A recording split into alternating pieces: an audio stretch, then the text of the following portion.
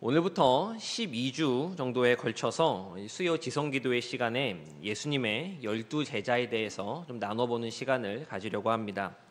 어떤 인물이 있었는지 좀 살펴보고 그 인물을 통해서 배울 점들을 또 배워보며 우리의 삶과 신앙 가운데 그러한 교훈들을 적용해보는 시간입니다.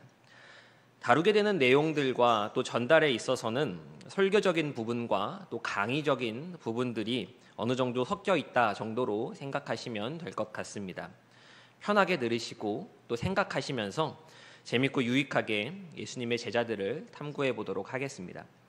오늘은 첫 시간으로 예수님의 제자들에 대해서 왜 우리가 나누고 또 알아야 할까라고 하는 그런 질문에 대해서 먼저 살펴보고 첫 번째 인물까지 한번 진도를 나가보도록 하겠습니다. 오늘 우리가 함께 읽은 고린도전서 1장 26절에서 29절의 말씀은 성도에게 있어 가장 아름다운 부르심의 표현이지 않을까라고 그렇게 생각을 합니다.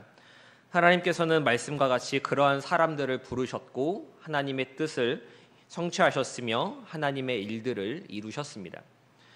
예수님께서는 이 땅에 오셔서 모든 것을 홀로 감당하실 수 있으심에도 불구하고 그렇게 하지 않으셨고 함께 동역하는 제자들을 부르셨습니다. 그렇게 예수님의 부름을 받은 이들은 모두 평범한 사람들이었습니다. 인간적인 약점이 있었고 성숙하지 못한 부분들이 삶 속에서 드러나는 그런 사람들이었습니다. 하지만 예수님께서는 그러한 약점을 모두 아시면서 그들을 택하시고 제자로 불러주셨습니다. 이 사실이 오늘날을 살아가는 우리들에게 있어서 위로가 되어줍니다.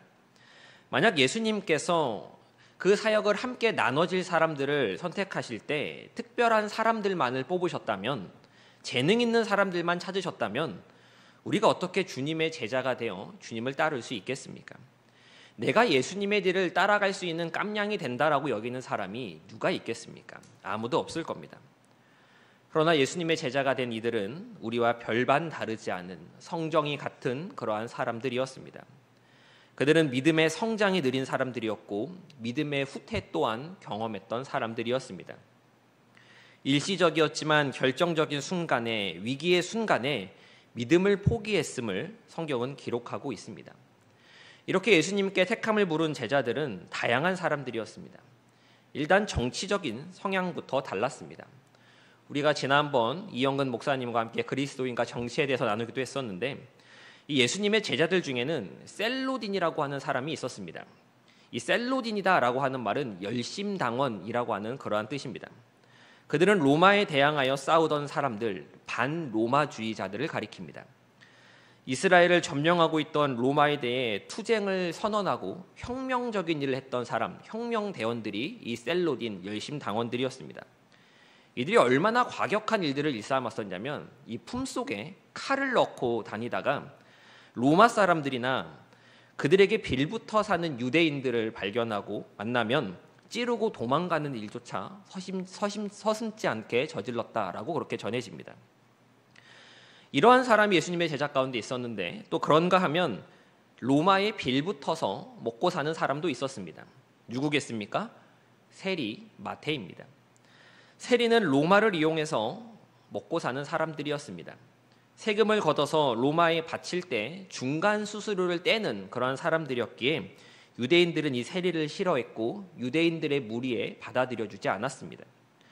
예수님의 제자 안에는 이렇게 극명할 정도의 입장 차이를 갖는 사람들이 함께 있었던 것입니다. 또 그들은 직업도 달랐습니다. 어부도 있었고 세리도 있었고 상인도 있었으며 정치인이나 혁명가도 있었습니다. 그런데 더 놀라운 사실은 제자들의 출신지가 대부분 갈릴리였다라고 하는 사실에 있습니다. 어디에 있었다고요? 갈릴리입니다. 갈릴리는 유대인들이 천시하는 북방 지역입니다. 이방의 땅이다라고 불릴 정도로 그렇게 천시를 받던 지역이 갈릴리였는데 이방인들에게 침략을 많이 당하던 곳이다 보니 외국인들도 많이 살았고 그러다 보니 국제 결혼도 많아졌으며 외국의 문화도 자연스럽게 섞여진 곳, 그곳이 바로 갈릴리였습니다. 그러면서도 경제적으로는 가난한 동네, 유대인들이 생각하는 순혈주의에 어긋나면서 동네 자체도 못 사는 동네, 거기가 바로 갈릴리였습니다. 그래서 유대인들은 갈릴리를 촌동네, 버린 땅 정도로 여겼습니다. 나사렛에서 선한 것이 날 수 있겠느냐라는 이 말은 그냥 나온 말이 아닌 것입니다. 나사렛은 그러한 갈릴리에서도 더 시골로 취급받는 지역입니다. 그러니 이렇게 말하는 이유가 다 있었던 것입니다. 예수님은 이곳 갈릴리에서 많은 제자를 부르셨습니다. 갈릴리 출신이 대부분이었고 예루살렘 출신은 아무도 없었습니다. 예수님께서는 그런 그들을 부르셔서 함께 하신 것입니다. 제자들은 예수님과 함께 자고 먹으며 그 옆에서 가르침을 들었습니다. 예수님께서 이 땅에서 공생의 사역을 시작하신 그 기간 가운데 같이 훈련받았던 그들이지만 그랬음에도 불구하고 예수님이 불리해지자 그들은 도망가 버리고 말았고 수제자라고 불렸던 베드로는 예수님을 부인하기도 하였었습니다. 멀찍이 구경하던 사람들의 눈에는 예수라고 하는 사람이 선택한 제자들의 이 인선이 잘못되었다라고 그렇게 여겼을지도 모르겠습니다.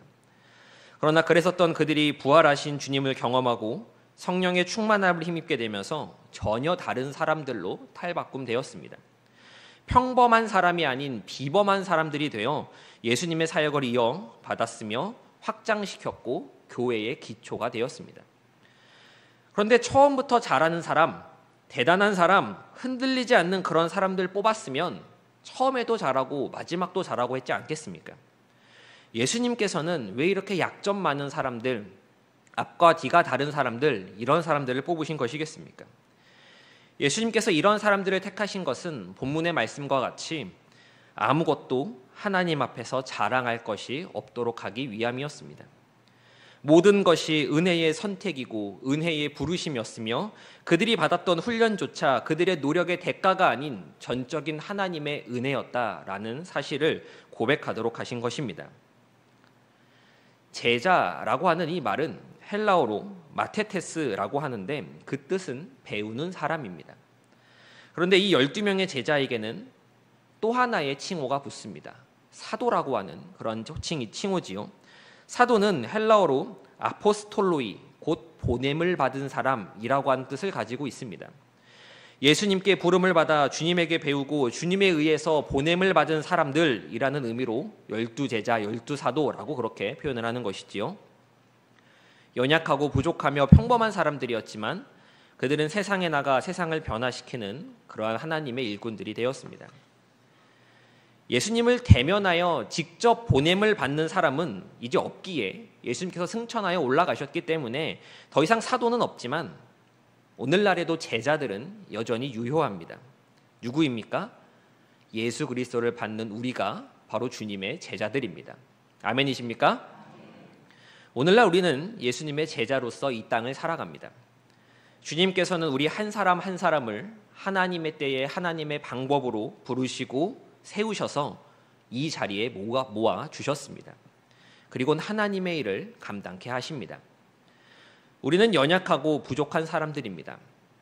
나 같은 사람을 왜 부르셨는지 때론 궁금함이 들기도 하고 주님 주시는 이 역할과 사명을 내가 감당할 수 있을지 해낼 수 있을지 의문이 들기도 합니다.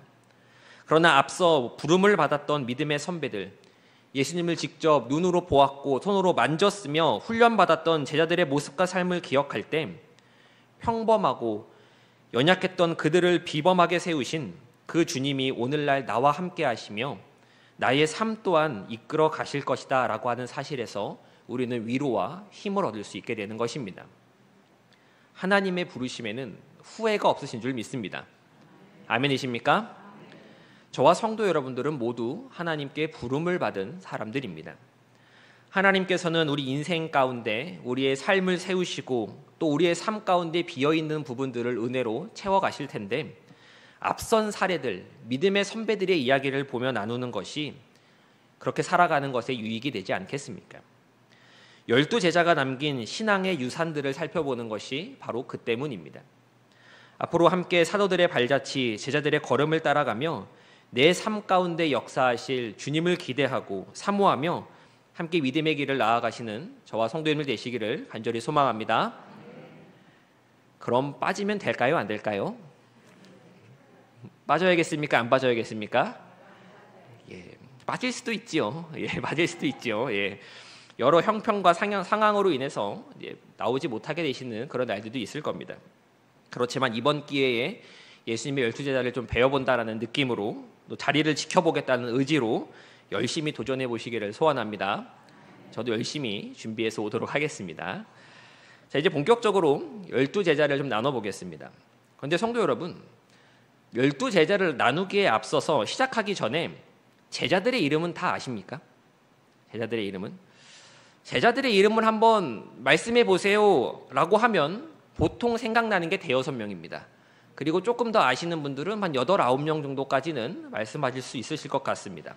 한번 속으로 예수님의 12제자를 한번 헤아려 보십시오. 나는 몇 명이나 알고 있을까라고 한다면 생각만큼 기억이 나지 않는 경우들이 있습니다. 제자들을 살펴볼 텐데 이름을 몰라서는 안 되겠지요. 우리 이름부터 한번 외워보도록 하겠습니다. 예수님의 제자는 12명이었지만 이들은 세 그룹으로 나누어 볼 수 있습니다. 몇 그룹으로 나눌 수 있다고요? 세 그룹입니다.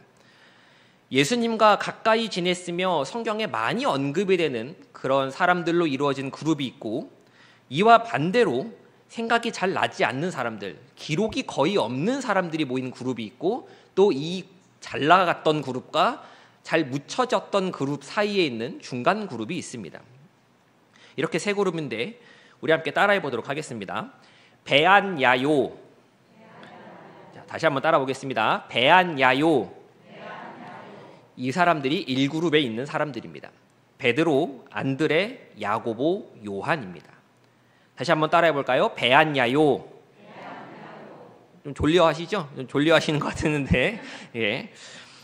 여기가 몇 그룹이라고 말씀드렸습니까?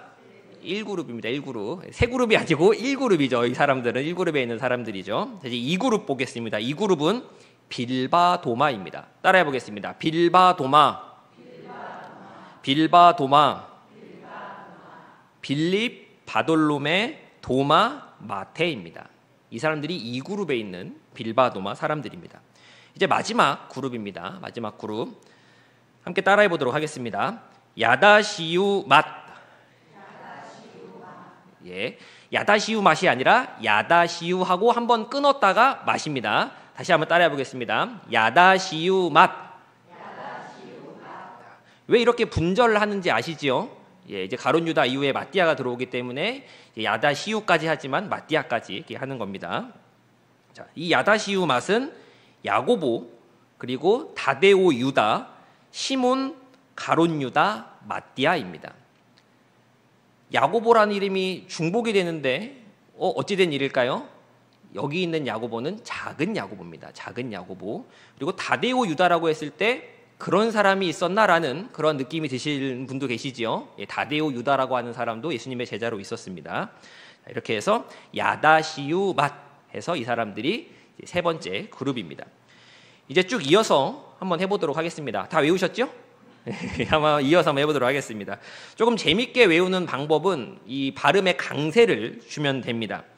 끝까지 한번 들어보시고 따라해 보시면 되겠습니다. 베안 야유오 빌바도마 야다시우 맛, 이렇게 외우시면 됩니다. 자, 다시 한번 해보겠습니다. 베안 야유오 빌바도마 야다시우 맛. 자, 이렇게 매주 인물 나누기 전에 복습할 테니까 이제 12제자를 다 끝날 때쯤에는 12제자를 이제 술술 외우시게 될 겁니다. 자, 이제 예수님의 제자 가운데 이제 첫 번째 인물을 나눠보도록 하겠습니다. 오늘 함께 나눌 인물은 베드로입니다. 베드로. 베드로는 전과 후가 가장 다른 사람, 약했으나 강해진 제자라고 그렇게 이름할 수 있을 것 같습니다. 마태, 마가, 누가 이 공간복음과 사도행전 1장을 보면 예수님의 12제자의 이름들이 나오는데 베드로의 이름이 항상 첫 번째로 등장을 합니다. 우리는 이러한 점을 토대로 베드로를 예수님의 수제자라고 그렇게 부릅니다. 이처럼 머리가 되는 제자, 제자들 가운데 리더격이었던 제자, 그 사람이 바로 베드로였습니다. 예수님의 제자들 가운데 우리가 가장 많이 안다라고 말할 수 있는 인물도 바로 이 베드로일 것 같습니다. 자료도 많고 할 말도 많은 이 베드로지만 오늘 이 시간에는 5가지를 주제로 잡아서 이 안에서 베드로를 한번 살펴보도록 하겠습니다. 첫 번째로 베드로의 그 이름부터 좀 보도록 하겠습니다. 성경을 보면 베드로를 말하면서 어떤 부분에서는 시몬이라고 이야기를 하고 어떤 부분에서는 베드로라고 이야기를 하고 또 어떤 부분에서는 시몬 베드로라고 또 그렇게 이야기를 합니다. 그럼 이 베드로의 원래 본명은 무엇일까요? 원래 본명은 시몬입니다. 시몬은 그 당시 아주 흔하고 보편적으로 사용되는 이름이었습니다. 예수님의 12제자 가운데에도 시몬이 있지요. 야다시유 맛 할 때 이 시몬이 열심당원 시몬이었습니다. 그리고 예수님의 형제들 가운데에도 시몬이란 이름이 있었고 성경을 보면 가룟 유다의 아버지 이름도 시몬입니다.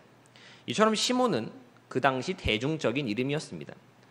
그럼 이 베드로라고 하는 이름은 어디서 온 것인가 라고 하면 베드로는 예수님께 받은 새로운 이름입니다. 별명이라고도 할 수 있을 것 같습니다. 이제 반석, 큰 바위라고 하는 그런 의미를 가지고 있는 말인데 이 이름은 예수님이 지어주셨습니다. 이 이름을 얻게 되는 상황이 요한복음 1장에 기록되어 있습니다. 요약하면 이런 내용입니다. 안드레가 먼저 예수님을 만납니다. 안드레는 이분이 이스라엘 백성들이 그토록 기다려왔던 메시아 구세주라고 하는 것을 깨닫고 나자 이 예수님께로 베드로를 데리고 옵니다. 베드로와 안드레는 형제 관계입니다. 이 형제 베드로를 데리고 오지요. 자, 안드레를 통해 인도되어진 베드로를 보고 예수님께서는 이렇게 말씀하셨습니다. 요한복음 1장 42절 말씀 함께 읽어보도록 하겠습니다. 시작. 깨로 오니 장차 게바라 하리라 하시니라. 게바는 번역하면 베드로라. 여기서 이제 베드로라는 이름이 나오고 게바라는 말도 등장을 하죠. 베드로는 헬라어고 게바는 아람어입니다. 당시 팔레스타인 지역에서 보편적으로 쓰였던 단어는 아람어였습니다. 그래서 예수님께서는 이 땅에 계실 때 아람어를 주로 사용하셨습니다. 성경을 많이 읽으시는 우리 성도님들께서도 이 아람어에 대해서 조예가 깊으시죠. 우리가 아는 대표적인 아람어 뭐가 있습니까? 달리다굼이 아람어고 그다음에 엘리 라마 사막다니도 이 말도 아람어입니다. 오늘날 말로 하면 이 아람어는 시리아 지역의 언어, 시리아어라고 이야기할 수 있겠습니다. 이 안드레의 인도로 시몬과 예수님의 만남이 이루어지게 되었고 예수님이 시몬을 만나 가장 먼저 베푸신 역사는 그의 이름을 새로 주시는 것이었습니다. 예수님께서는 시몬에게 장차 게바라 하리라, 너를 반석이라 하리라 라고 그렇게 말씀해 주신 것입니다. 그러나 우리가 익히 아는 것처럼 이 베드로라고 하는 사람은 반석이라는 그 이름에 또 그런 이미지에 어울리는 인물은 아니었습니다. 그는 감정적이었고 말보다 손이 먼저 나가는 인물이었습니다. 이러한 사람을 우리가 다혈질이다 라고 그렇게 이야기를 하지요. 그런 사람에게 너는 반석이다, 너는 큰 바위다 라고 하는 말이 잘 맞지 않은 것만 같아 보입니다. 그런데 여기서 이 주님이 베드로에게 이름을 주신 이 장면 가운데 우리가 놓치지 말아야 하는 그러한 부분이 있습니다. 그것은 장차라고 하는 단어입니다. 어떤 단어라고요? 장차입니다. 장차 게바라 하리라 라고 그렇게 말씀하지 않으십니까? 장차라는 말이 붙습니다. 이는 예수님에 의해 변화될 그의 인생과 삶에 대한 비전을 제시해 주신 것입니다. 지금은 아닌 것처럼 보여도 너는 그렇게 될 것이다. 내가 그렇게 너를 만들어 갈 것이다. 그렇게 이끌 것이다 라고 하는 주님의 선포가 그 말 가운데 들어있는 것입니다. 그리고 그 말씀의 성취로 그는 교회의 반석과 같은 존재가 되었습니다. 로마 가톨릭에서는 일대 교황으로 이 베드로 사도, 베드로 제자를 이야기합니다. 베드로가 직접 자신을 가리켜서 교황이라는 칭호를 사용한 적은 없지만 일대 교황은 베드로다라고 그렇게 추대하는 이유가 그가 반석이 되었다라고 하는 이런 점들 때문입니다. 우리 주님께서는 말씀하신 바를 이루시는 하나님이십니다. 믿으십니까? 성경에는 오늘날 제자된 우리를 향해 하나님의 약속이 가득 들어 있습니다. 그런데 그 약속들을 보다 보면 내가 이러한 사람이 될 수 있을까? 내가 사랑할 수 있을까? 내가 품어줄 수 있을까라고 하는 그런 회의감이 들기도 합니다. 그러나 우리 주님께서는 베드로를 변화시켜 주셨습니다. 장차라고 하는 그 약속을 이루어 주셨습니다. 그리고 이 약속은 우리에게 동일하게 이어지고 있습니다. 내 삶 가운데 큰 일을 행하실 주님을 믿고 믿음으로 나아가는 저와 서울제일교회 성도님 되시기를 간절히 소망합니다. 두 번째로 그의 신앙 고백을 보도록 하겠습니다. 마태복음 16장 13절 이하를 보면 십자가 사건이 일어나기 얼마 전 제자들을 이끌고 가이사랴 빌립보로 향하신 예수님은 3년 가까이 함께했던 제자들이 그동안 얼마나 잘 배워왔는지를 테스트하길 원하셨습니다. 일종의 제자 훈련 졸업식을 앞두고 이제 마지막 졸업 시험을 치르신 것입니다. 예수님께서 주신 시험 문제는 두 가지였습니다. 첫째는 사람들이 인자를 누구라 하느냐라고 하는 질문이었고, 둘째는 너희는 나를 누구라 하느냐라고 하는 질문이셨습니다. 예수님의 이 질문은 오늘날 우리에게도 무척이나 중요한 질문입니다. 그분을 누구로 알고 믿는가에 따라 멸망이 좌우되고 생사가 결정되기 때문에 그렇습니다. 이 질문에 베드로는 어떤 고백을 합니까? 마태복음 16장 16절의 말씀을 함께 읽어보도록 하겠습니다. 시작. 대답하여 이르되 주는 그리스도시요 살아계신 하나님의 아들이시니이다. 이 대답을 들으신 예수님은 무척이나 기뻐하셨습니다. 이것이 베드로의 신앙 고백이었습니다. 우리는 매주 주일날 사도신경으로 또 니케아 신경으로 우리의 신앙을 고백합니다. 공교회적으로 공통된 신앙을 함께 고백하는 것은 무척이나 중요하고 필요한 일입니다. 그런데 우리는 이 공교회의 신앙을 함께 고백하는 것에서 멈추면 안 됩니다.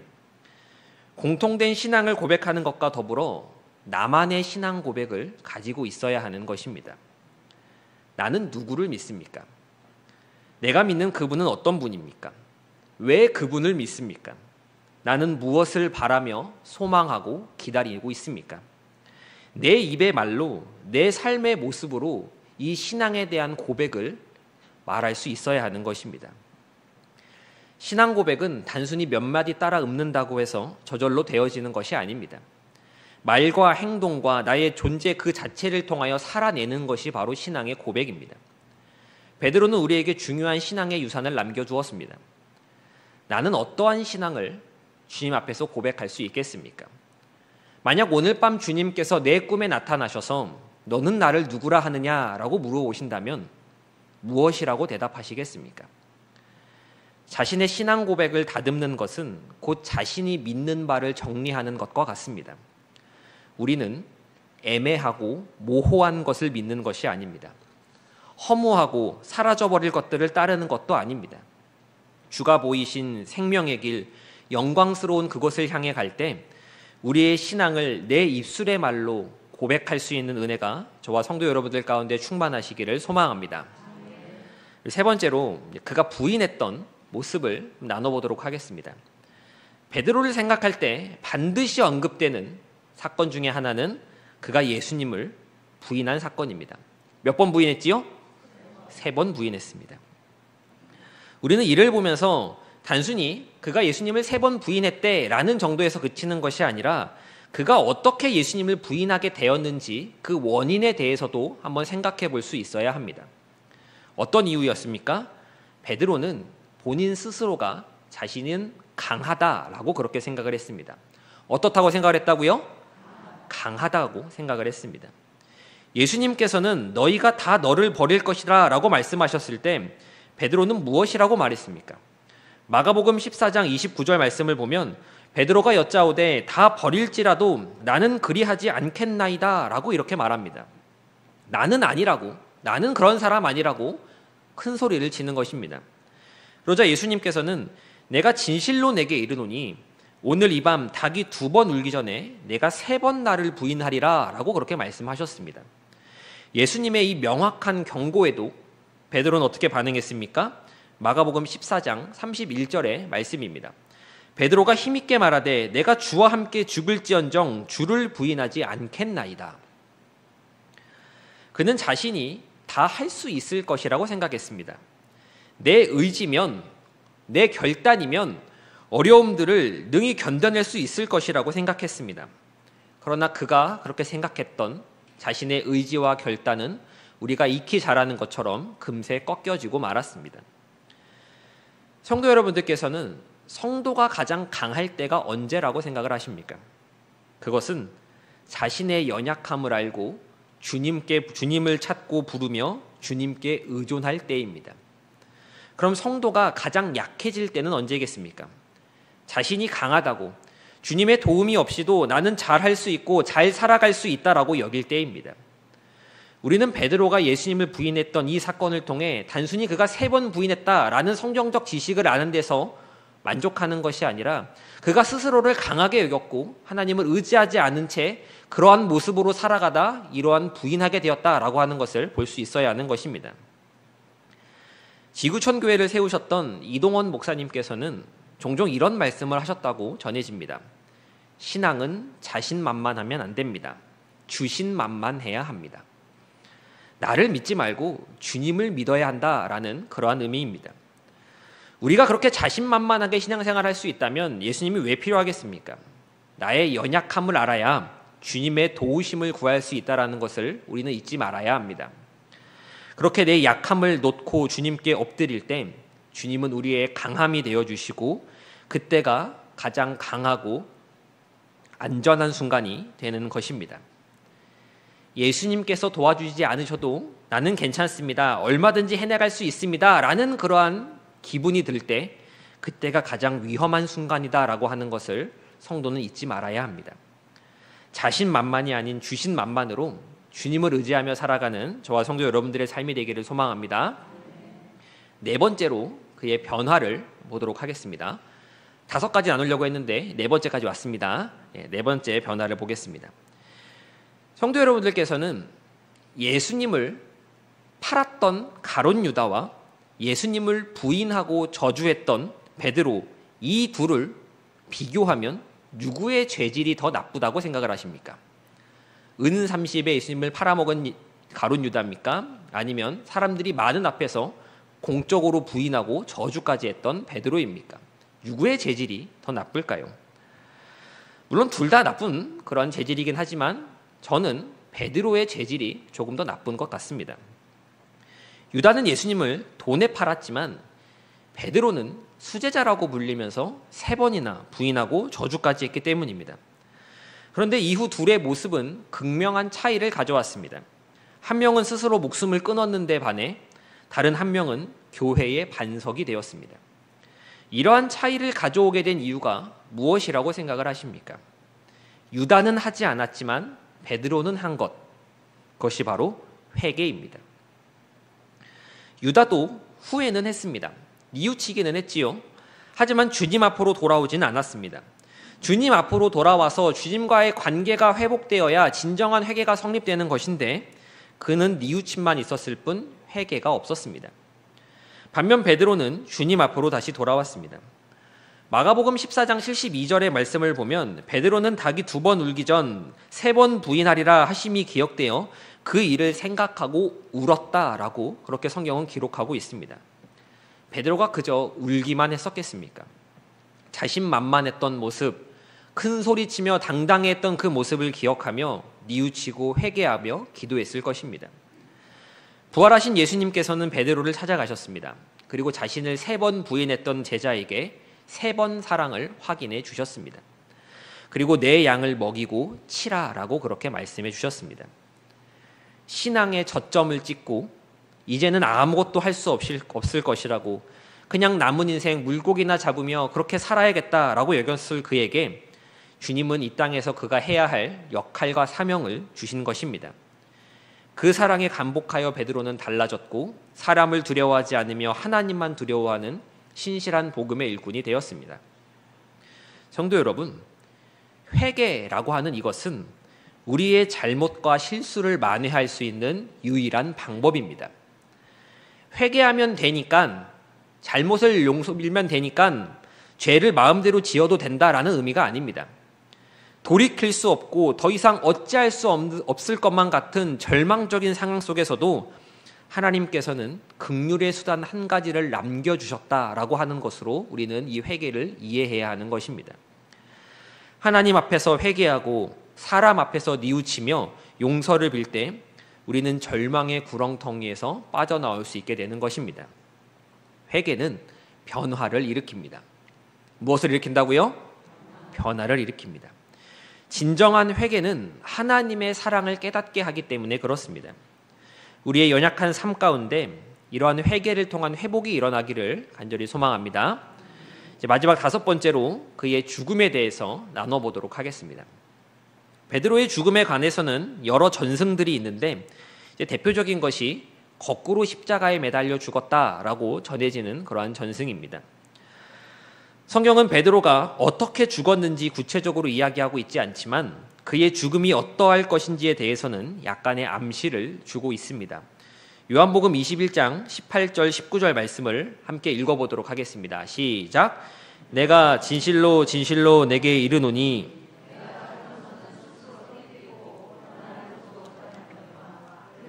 내 팔을 벌리니 띠우고 원하지 아니하는 곳으로 데려가리라.